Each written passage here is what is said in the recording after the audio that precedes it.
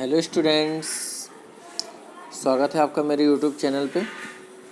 और आज हम पढ़ने वाले हैं क्लास 10th का चैप्टर 18, जिसका नाम है द टेबल्स टर्न, अर्थात परिवर्तित परिस्थितियाँ। और आज हम इस पोएम को पढ़ेंगे। ये जो पोएम है विलियम वर्ड्सवर्थ ने लिखी हुई है, और इस पोएम को पढ़ने का हमारा मुख्य उद्देश्य ये है कि ये जो पोएम है ये पूरी प्रकृति के बारे में है। ओके, तो चलिए शुरू करते हैं। यहाँ पे लिखा हुआ है, up my friends and quit your books.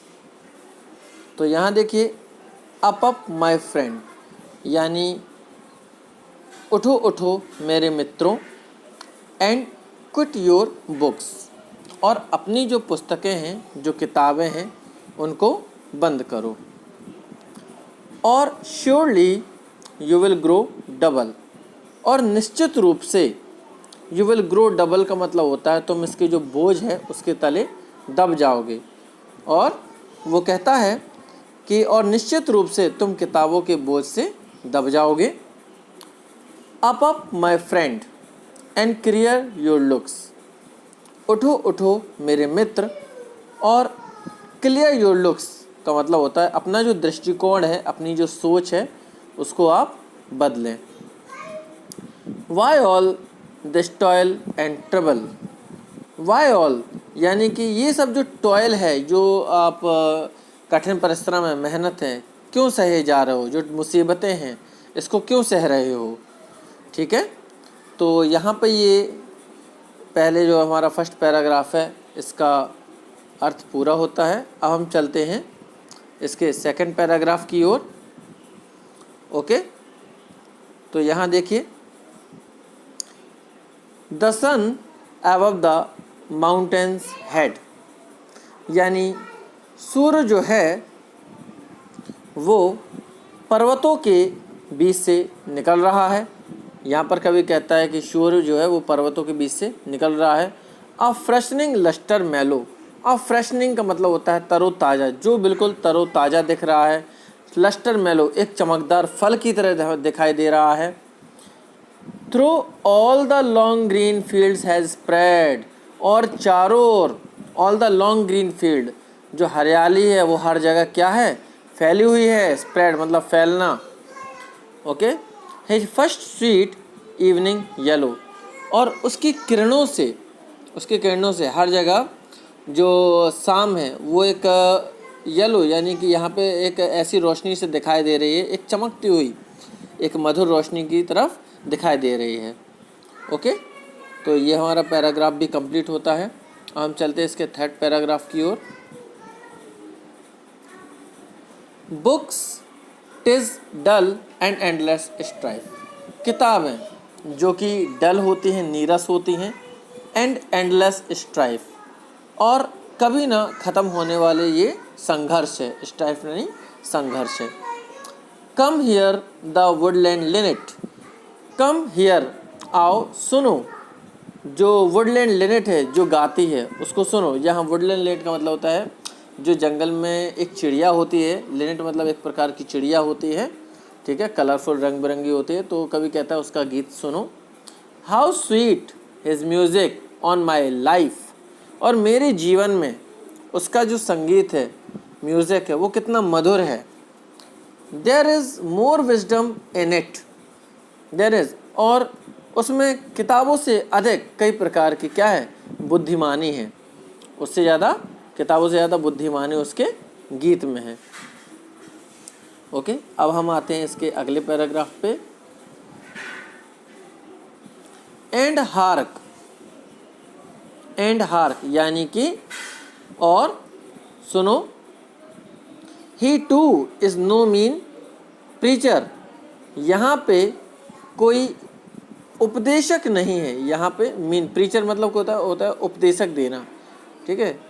और यहाँ and hark how the blithe the throstle sings, यानी जो थ्रॉशल है, थ्रॉशल भी एक प्रकार की चिड़िया होती है, कितना सुंदर गाती है, ठीक है। और यहाँ पे कोई एक उपदेशक नहीं है। कम fourth into the light of things, और सुंदरता यानी कि रोशनी में बाहर निकलो। यहाँ पर कवि कहना चाहता है कि तुम अंधेरे में क्यों रह रहे हो, मतलब एक प्रकार किताबों में क्यों घुसे हुए हो। या प्रकृति को देखो, प्रकृति का नज़ारा देखो, प्रकृति की सुंदरता को देखो। ठीक है, let nature be your teacher.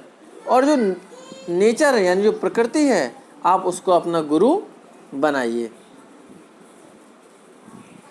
She has a word of ready wealth.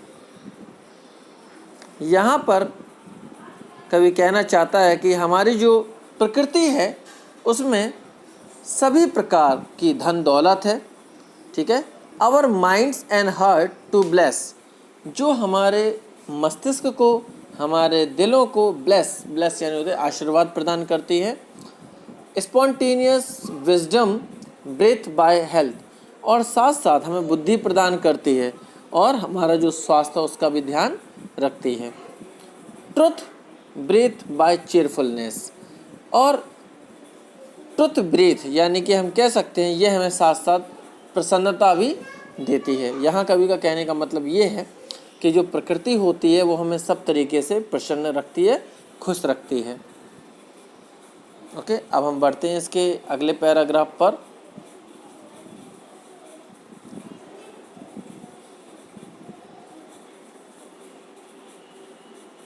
One impulse from a वर्नल would. One impulse from a वर्नल would, one impulse का मतलब होता है एक तत्व।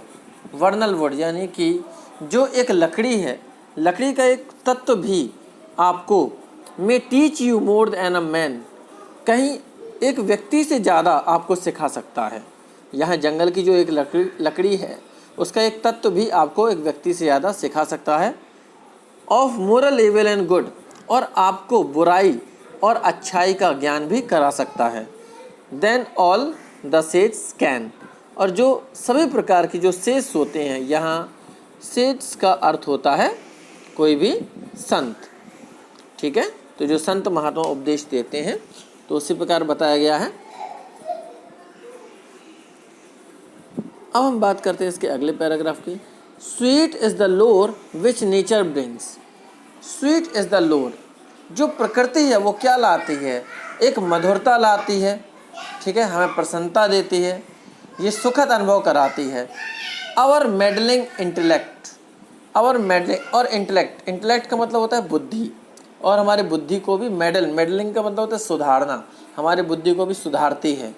ठीक है, और misshapes the beauteous forms of things we murder to dissect, और जब हमें ज्ञान आ जाता है तो हम क्या करने लगते हैं, हम जो नेचर की दी हुई सुंदरता वाली वस्तुएं होती हैं हम उनका मिसशेप्स करने लगते हैं, उनके आकारों में परिवर्तन करने लगते हैं। ठीक है, और इस परिवर्तन के नाम पर हम क्या करते हैं, वी मर्डर टू डिसेक्ट, हम उनका मर्डर यानी कि हम उनकी हत्या कर देते हैं, हम उनको नष्ट कर देते हैं।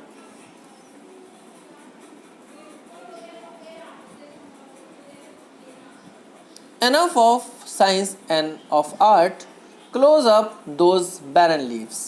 यहाँ पर कवि कहना चाहता है कि विज्ञान और कला के नाम पे जो हमने प्रकृति को नुकसान पहुँचाया है उसको हमें बंद कर देना चाहिए।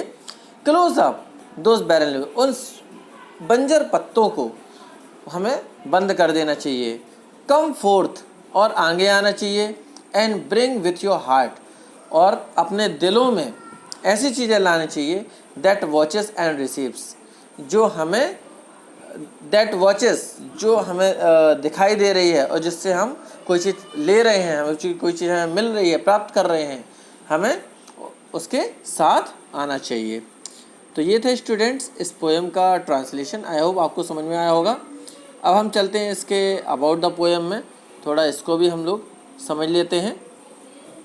Okay, in this poem the poet says that it is better to know how and enjoy nature than to seek learning and wisdom of books। अब इस कविता में कवि कहता है कि it is better to know, ये बहुत अच्छा है, एंड एन्जॉय नेचर, कि हम प्रकृति को एंजॉय करें, then to seek learning and wisdom of in books, किताबों में ज्ञान खोजने की बजाय।